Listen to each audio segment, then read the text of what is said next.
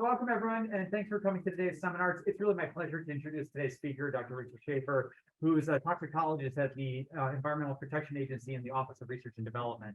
ORD is more of the research branch of the EPA. And Rachel really has a wonderful history of, doing her undergrad at Yale, doing then her PhD at UW in Seattle, and focusing on toxicology, but really also this interface of translation of studies of environmental toxicants and translating it to what do you do with this information and creating regulation and policies. So she's been involved in a lot of different risk assessments, like the IRIS risk assessments at EPA, as well as other risk assessments that have included some of the data from my earlier studies from long ago.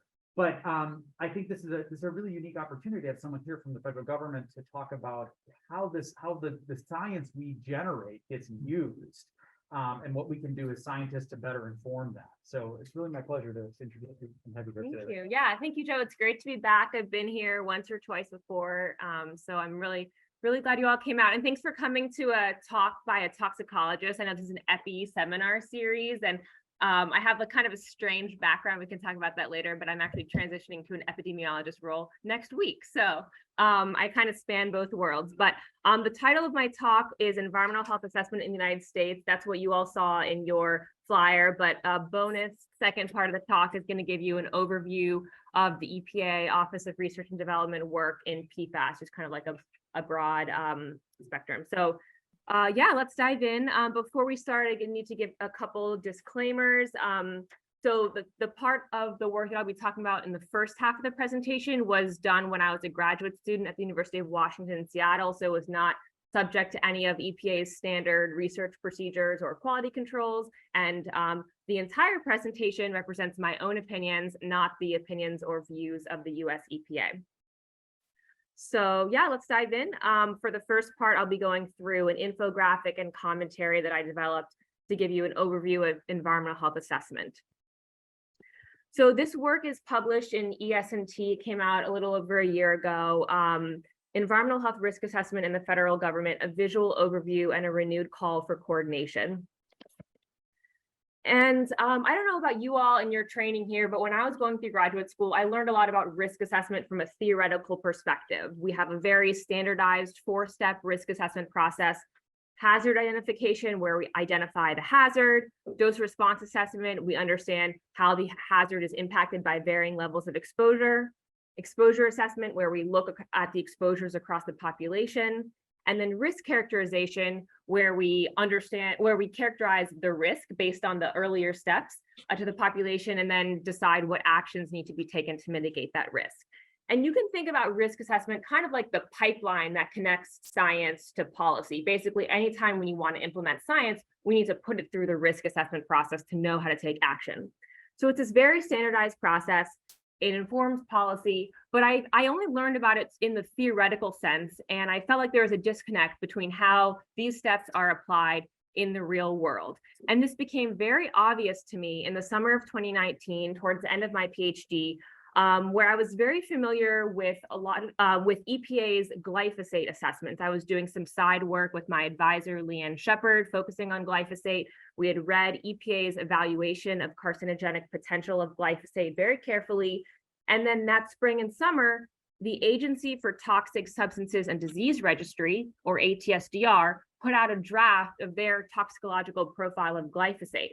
And I was like, why is ATSDR putting out a profile of glyphosate when EPA had just assessed glyphosate? What were the differences between these documents? What were the downstream purposes?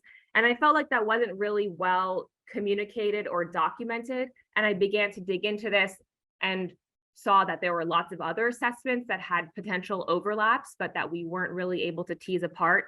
So I wanted to map this out, and I started putting a lot of this information together. I ended up having to contact a lot of employees at the federal agencies, because a lot of this information was not really transparent to the public. But I started mapping this, just like rough sketches on a whiteboard, developed a very basic graphic. And then finally, what I published last year was this very overwhelming map of most, if not all, of the different environmental health assessments and evaluations across the United States. This graphic is available as a free download from the supplemental materials of the paper that I highlighted earlier. When I was thinking about how to display this information, I thought, okay, I could write a 50-page paper, but no one would read that. I wanted to create a graphical tool that people could have as a resource on their computers and then dig in, based on what they're interested in. And there are active hyperlinks associated with all of the underlying text. So it's really meant to be interacted with. You can go in and kind of learn more about each of these processes. So we'll kind of walk through a little bit of it now, but it's not meant to be absorbed on a slide. It's, it takes some time to dig into. But basically, we see that there are more than 30 different assessments and evaluations that are conducted across the federal government relevant to environmental health. And this does not even include potentially overlapping state processes. And state processes are really important. We have several states like California, Washington State, Maine, and Minnesota that are kind of leaders in developing assessments. So that's another space maybe I'll map out in the future. These assessments are conducted by both the regulatory and non-regulatory agencies. So regulatory agencies include the EPA, the Consumer Product Safety Commission, the Food and Drug Administration, and the Occupational Safety and Health Administration. That means that the assessments that come out of these regulatory agencies can, but don't always lead to rules or regulations. By contrast, we have non-regulatory agencies like the Division of the National Toxicology Program, the National Institute for Occupational Safety and Health, and the Agency for Toxic Substances and Disease Registry. The assessments that come out of these agencies cannot directly inform rules or regulations. They serve as guidance or sources of information for communities. Other agencies could then use those non-regulatory assessments to set rules, but there's no direct pipeline. Yeah. So now I'm going to, let's see, hopefully I don't ruin the Zoom, but I wanted to give you a quick demo of the graphic. Let's see here.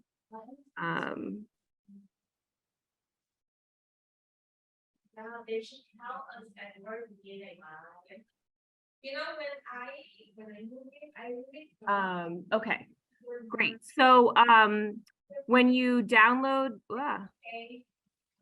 when you download this from the journal, you'll get an HTML file that you can open on your computer. You can zoom in around here, and there's a key over here that tells you how to navigate the graphic. So it's organized by agency based on the area that the agency focuses on. So we'll go look at EPA, which is my favorite agency, of course. You can see EPA does the vast majority of assessments that are conducted in the United States. And at in the section on the EPA, it's organized by where the chemical is found, the statute that determines what assessment is conducted. And then we can zoom in a little more here, and we have the first layer under the statute is the name of the assessment or evaluation. Let me zoom in a little more here. So we see here, for example, the Toxic Substances Control Act has different pathways to evaluate new chemicals versus existing chemicals. They have different assessment processes. One is called a risk determination. One is called a risk prioritization. And then the bottom layer here, we have the downstream impact or purpose of the assessment. Some of these assessments serve as sources of information. Some lead directly to risk management.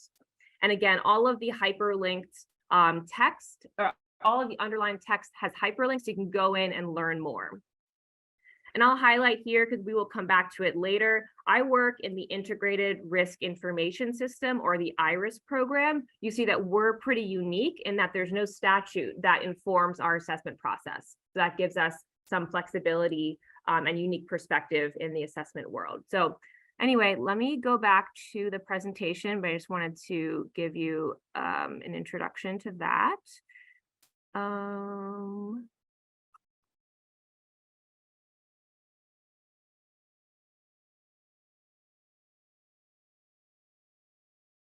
Okay, great. So another way to present some of the information that you'll find in the graphic is here. I just picked out 3 of my favorite assessments, a TSDR tox profile, an EPA iris assessment, and an EPA toxic risk evaluation. And you'll see here that there's a range in the chemicals that they cover, the exposure scenarios that they look at, the health effects. Most importantly, and most confusingly for the public, is that they Sorry, you're not sharing on the. Oh, okay. It says oh, am I screen sharing the wrong thing? Yeah. Is it screen 2? That's it. Okay, great.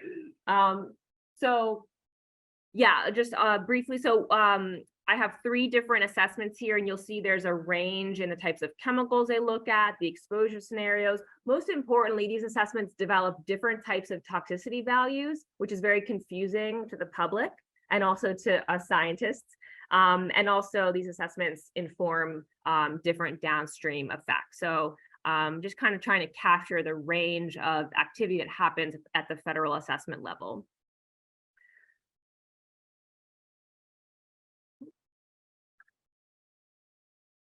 Oh, there we go.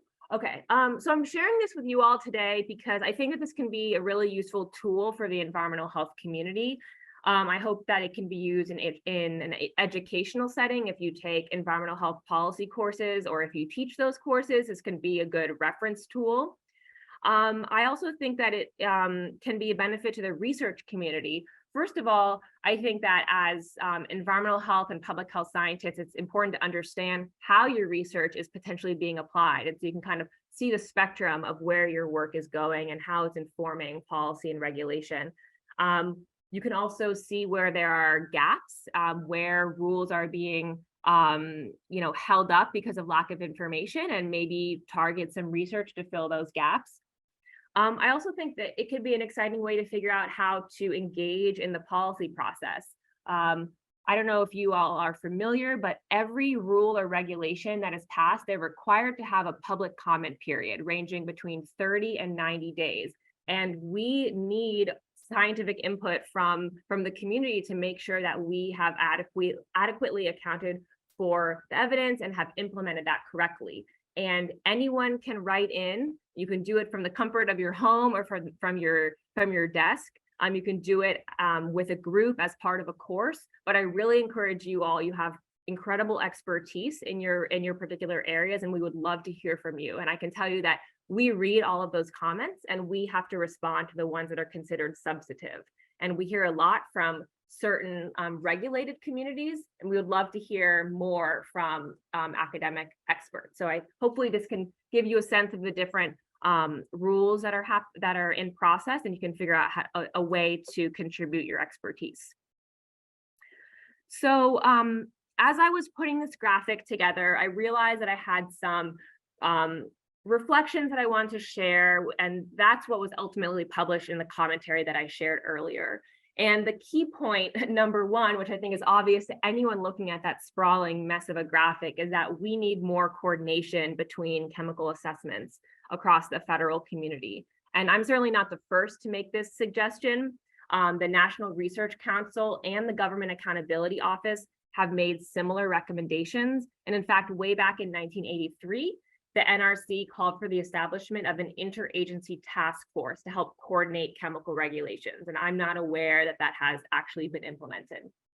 And the next recommendation is that, or the next point that I made is that the way that we do assessments right now that are agency specific and domain specific and program office specific really likely underestimate the scope of exposures, because we're looking, just a water assessment or just an air assessment. And we know that that's not how we're exposed in the real world. And obviously there's a reason that we do assessments that way. It's how the legislative territory is organized. It allows different program offices to develop certain expertise, but it also allows us to put on blinders and think about our environmental exposures in like very narrow tunnels. And I think we need to kind of step back more and think about aggregate risk, which is the potential to be exposed to the same chemical by multiple pathways.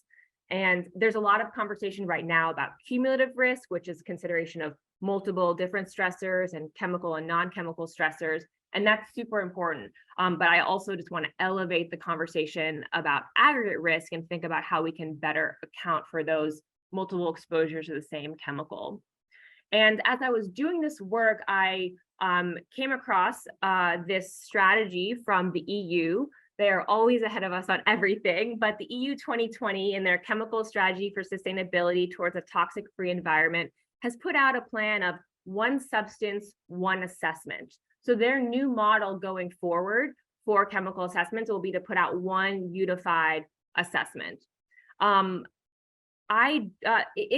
It doesn't seem like they've made actual progress in implementing this idea, and I will be really interested to see how they do this. I think it's extremely challenging, and I personally don't think that in the US we're ever going to go to that model, but I think we can learn from what the EU does and how they're able to coordinate different agencies and put out a more unified set of assessments on chemicals. So this is definitely something to keep your eye out on in the future.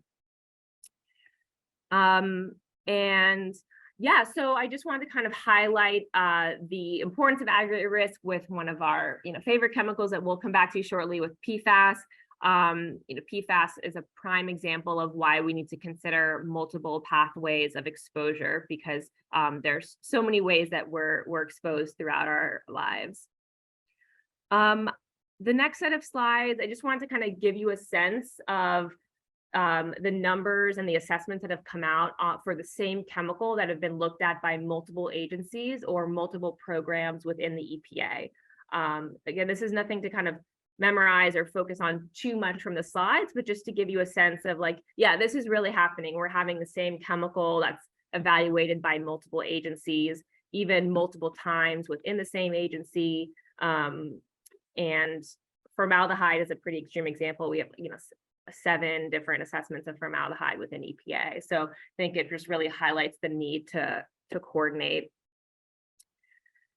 So just this is just a summary to refresh on the key points from the commentary, which is that we need more coordination of our chemical assessments, and that the way that we primarily do risk assessment right now, which is focusing on domain, makes practical, maybe legislative sense, but doesn't reflect the real world environment.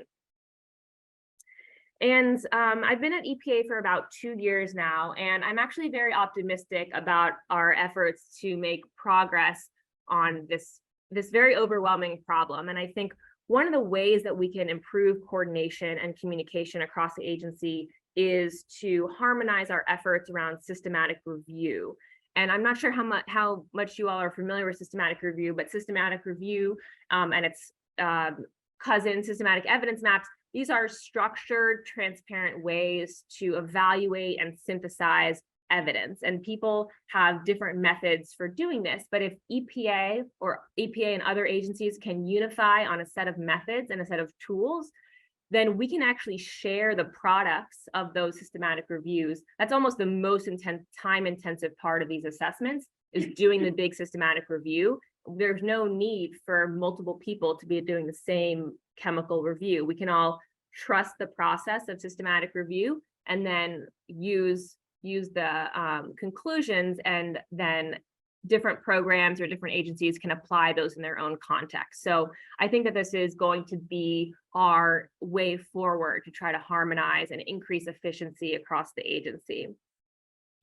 And but there's also more formal collaborations that are happening. I highlight one here between the Office of Research and Development and the Office of Chemical Safety and Pollution Prevention. This was a partnership to look at how to better implement new approach methodologies, which are these innovative high throughput in vitro tools to help assess the risks of new chemicals. So I think more and more people are realizing that we need to step out of our silos in our different offices and programs and think about how to increase the efficiency of our chemical assessments, because we have thousands of chemicals to evaluate and our current process is not efficient.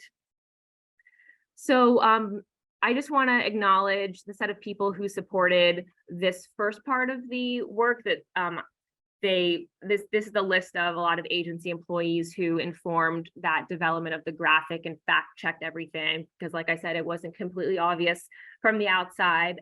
So really grateful to them. And now I'm going to transition to the second part of the talk, which is focused on PFAS. So just for the sake of time, let's maybe just hold questions and then we'll take everything at the end. But and this is relevant to follow the first part of the presentation, because as I mentioned, PFAS is one of the most important chemicals that crosses agency domains, and we're not going to solve the problem of PFAS by working in our silos. I probably don't need to give this introductory slide to this audience, but some basic information about PFAS, per and polyfluoroalkyl substances, been manufactured for decades. They're used to make products grief, stain, and water resistant. There's thousands of PFAS, and the problem with PFAS is that there's very strong carbon-fluorine bonds. They don't break down. That's why they get the nickname of forever chemicals. They're in our bodies and all over the environment, and linked to a growing number of adverse health outcomes. EPA's strategy on PFAS is detailed in the PFAS strategic roadmap that was published a few years ago. I'm going to be talking about what's happening in the Office of Research and Development. But if you're interested in other activities for PFAS, I recommend you check this out. The Office of Research and Development does not directly touch any regulations or policies, so I won't be talking about any policies related to PFAS today. But if you're interested in that, you can find that in the roadmap. So EPA Office of Research and Development has a three-prong approach to tackling the problem of PFAS. And for us, the priority is generating more information and highlighting data gaps. So I'm going to be talking about the first and the third one in more detail, but I'll go through all of them here. So our first approach is to conduct in-depth toxicity assessments on PFAS, where we have robust data sets. And the product of these assessments are toxicity values that can then support regulatory decision-making. The second bucket is tiered toxicity testing. And this is where we're using new approach methods like high throughput in vitro tools to generate data on data poor PFAS. And this informs prioritization for further assessment work. And it also helps us to do grouping for read across, because the issue with PFAS is that we're never going to assess all thousands of PFAS individually. We want to create groups of structurally similar PFAS, and then we can kind of make judgments on those buckets of PFAS. So that's what the tiered toxicity testing is going to help us do.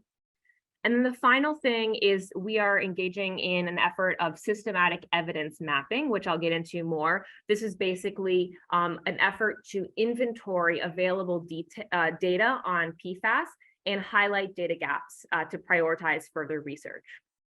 So we'll talk about the first and the third one in a little more depth now. And this work is being done by the IRIS program, which is where I sit in EPA. And as you'll recall from the graphic, we had this unique situation where we're not informed by any statutory mandate. We exist kind of like outside of regulation and can develop multi-purpose assessments that are used by other offices and also state and local health agencies. So a little bit more about the IRIS program. We were created back in 1985. Like I just mentioned, our assessments can be used by a lot of different programs and health agencies. We evaluate both cancer and non-cancer outcomes. And our assessments have no direct regulatory impact until they're combined with exposure information and regulatory options, and all that happens in the program office. So like I said, we're a little bit buffered from the policy, but we focus on developing robust scientific assessments. So EPA has prioritized 7 PFAS for in-depth toxicity assessments, other than PFOA and PFOS. And the IRIS program is doing 6 of those. They're listed here. And the Office of Water is doing the Gen X chemicals. And to better inform our efforts in read across, which is what I mentioned earlier, where you're making judgments on structurally similar PFAS, the PFAS that were selected represent a range of carbon chain lengths and functional groups. And in addition to coverage of those, the variety of functional groups and carbon chain lengths, they were chosen because these PFAS were a priority in regional and program offices. We had existing in vivo data that could be used to derive toxicity values. And importantly, they were quantifiable in the environment, because if we can't quantify them in the environment, we can't know whether people are meeting cleanup standards. And that's a huge limitation for a lot of the PFAS work.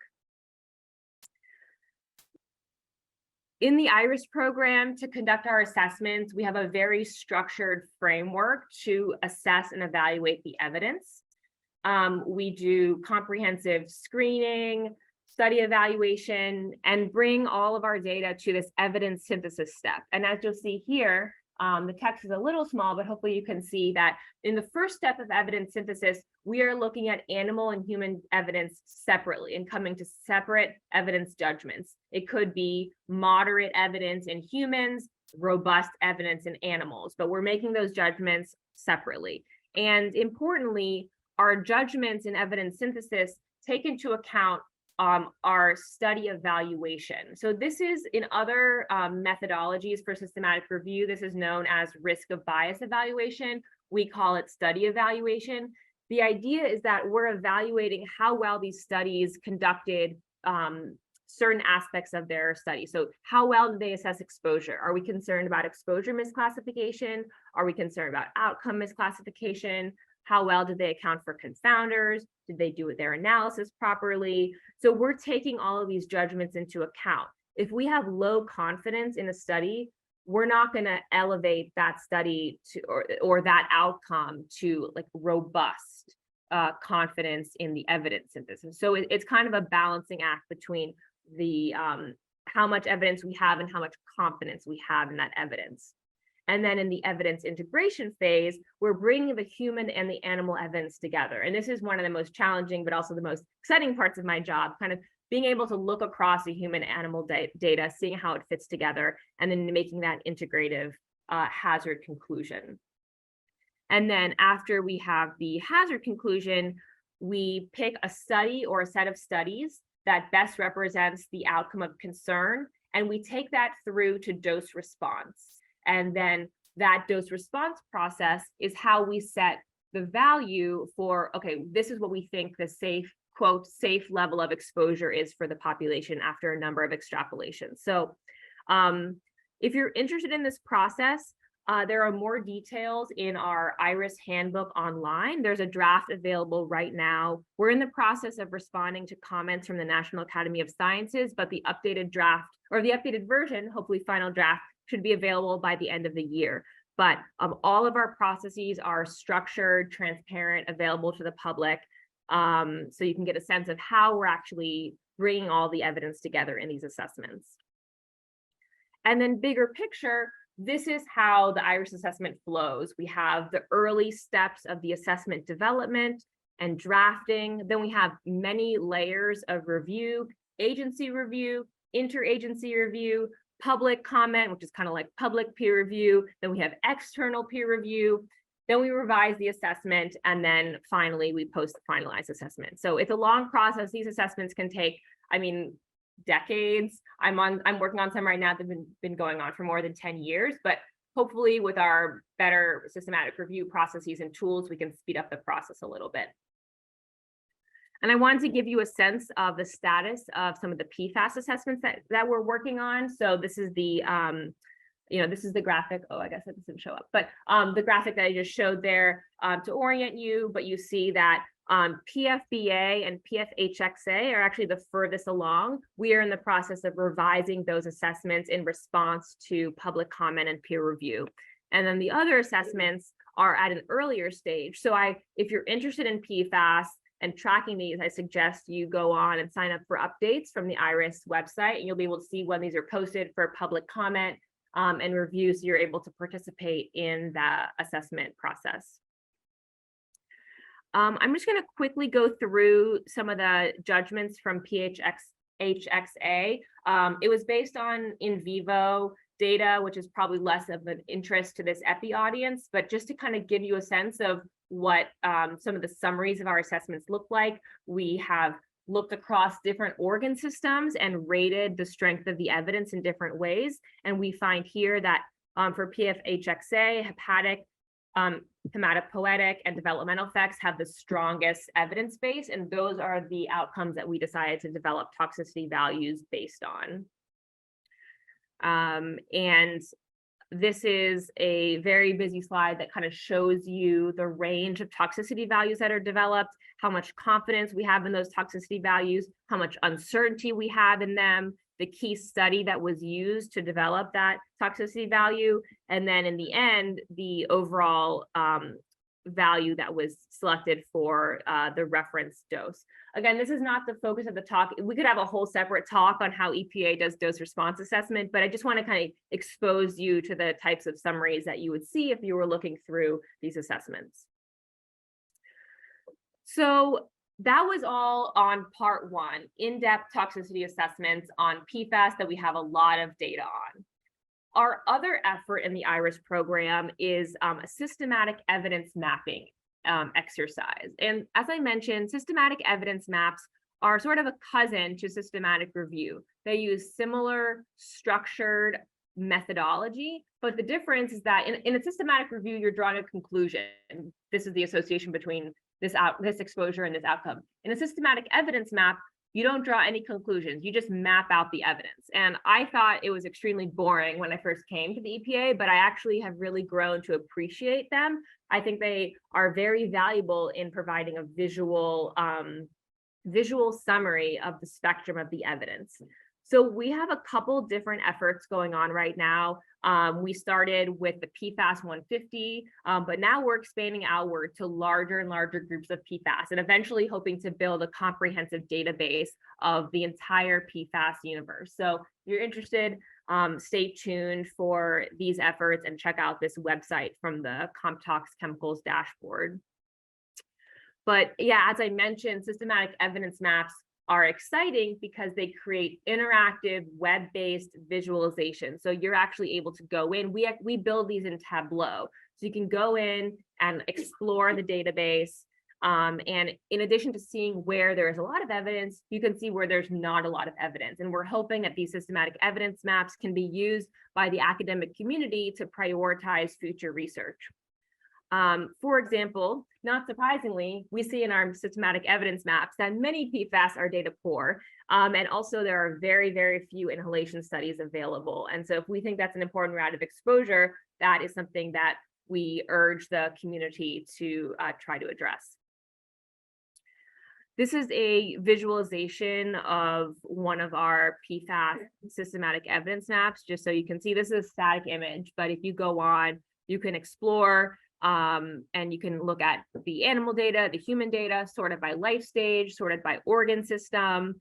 There's a lot of information built in here, so that's really exciting. And as I mentioned, they're interactive, so you can go in and dig deeper for any of the studies to find out more information. And for this audience in particular, I wanted to highlight that some people from my group just published a systematic evidence map for 150 PFAS and EHP, if you want to get a sense of what a published evidence map looks like. And as I mentioned, in the IRIS program, we are very excited about systematic evidence maps and are going to be using them more and more in our program as a way to assess and prioritize the evidence. So if you're interested in learning more about these, I suggest these two publications that just came out from our group explaining kind of our big picture perspective of why we think systematic evidence maps are important and why we think they can help coordinate and expedite the assessment process across the federal family. And also the second paper is a little bit more in-depth in our methodology.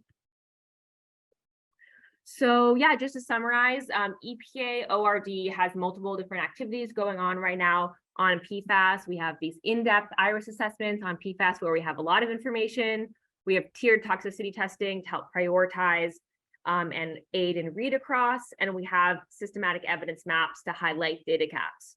And these efforts are just one part of EPA-wide activities. And I think as we all know, PFAS are a really intractable, hopefully not intractable, but overwhelming problem right now. And it's going to take a lot of cross-agency, cross-discipline collaboration to address this problem. So I think that this can be a good model for agency coordination and data sharing to address this challenge. So I want to acknowledge these individuals who contributed slides for the second part of my presentation on PFAS.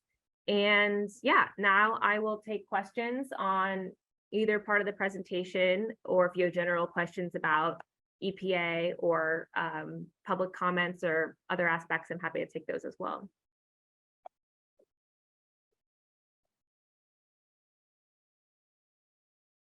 Question.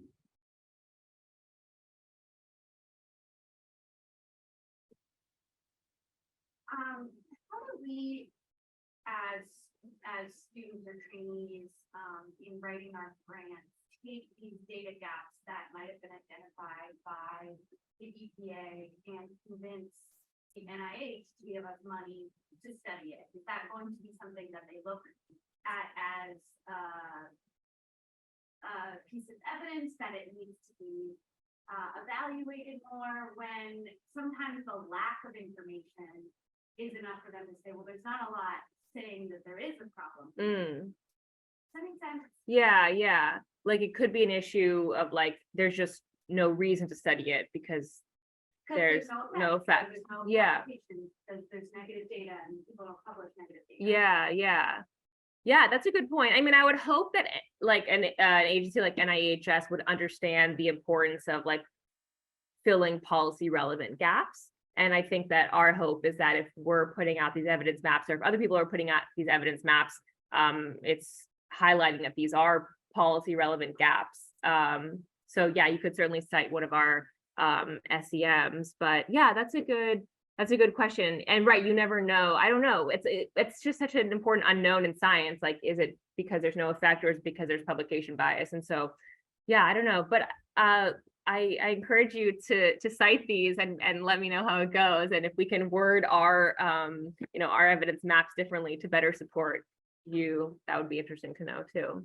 It's interesting though, because it's this argument, and it's absence of evidence isn't evidence of absence, right? And so Yeah. you hear this a lot of anything, whether it's chemicals or soft drinks and causing obesity or whatever, right? That industry will throw that back at academic scientists a lot. Well, there's no evidence of it.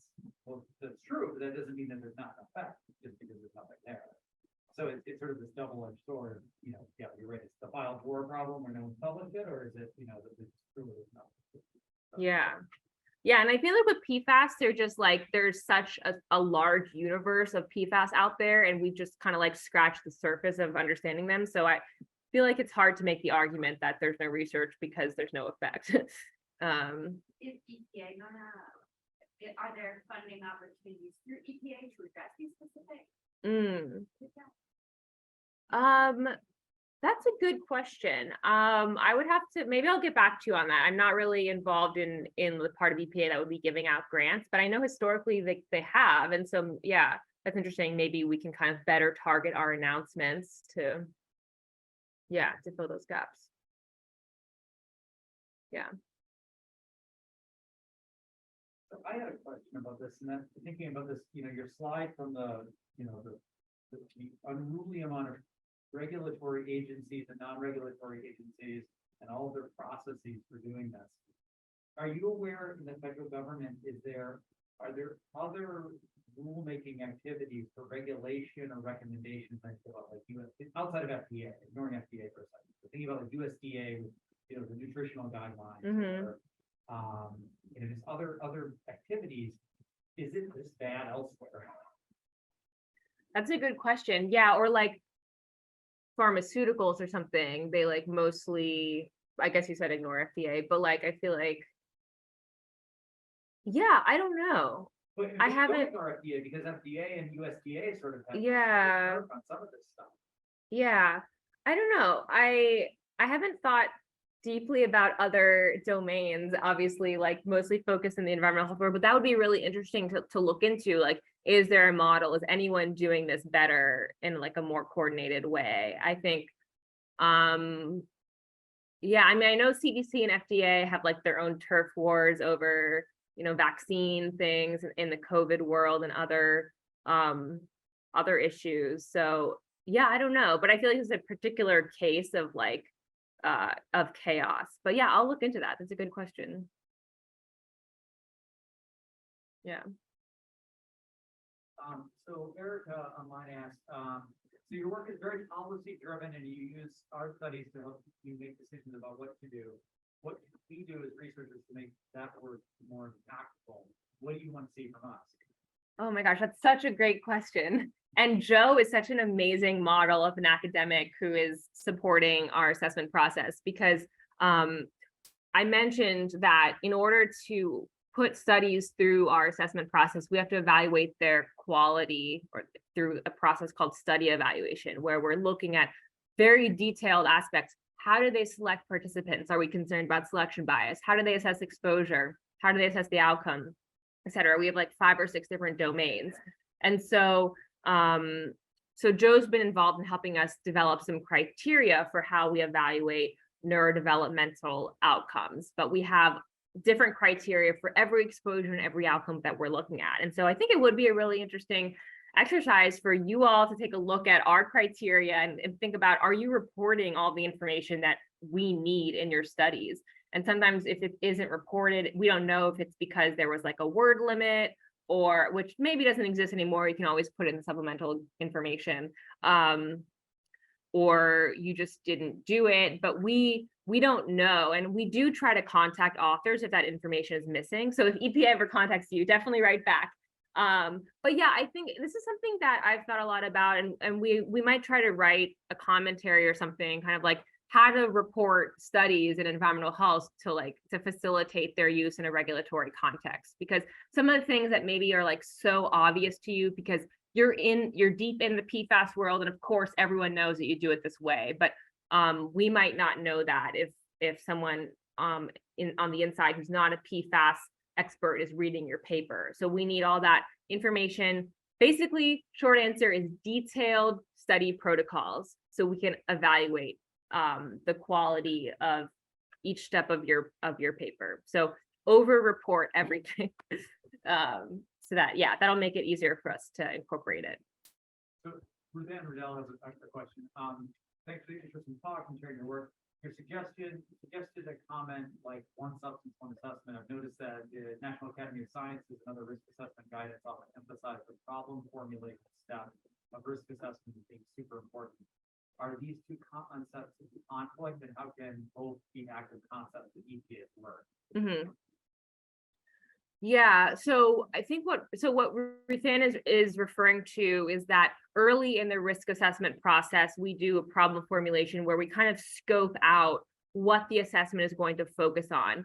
And that's primarily based on where we see a lot of evidence. So I'm at the beginning phase of scoping a couple of assessments right now. So we have maybe 12 different outcomes that we could look at, but we're not going to look in depth at all of them because if we only have like 3 or 4 studies on hepatic effects, that's not really going to be, unless they're like very strong studies, it's not really going to be enough evidence to carry it forward. And so we would drop certain outcome categories that aren't strong enough to continue. So I think that the scoping and problem formulation doesn't have to be in conflict with a one substance, one assessment approach if we're thinking about hazard identification, because in the end, whatever context you apply your assessment to, whatever exposure context, you're probably going to end up thinking about the same key hazards driving that conclusion. So I think that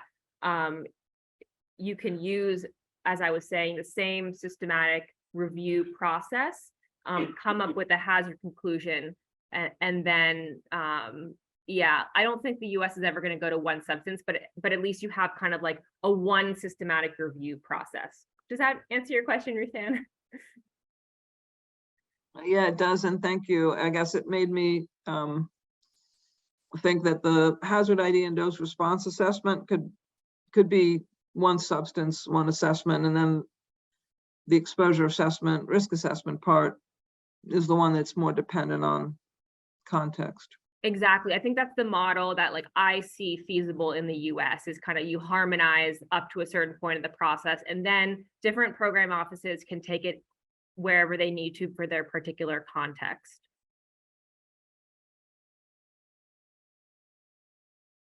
Thank you.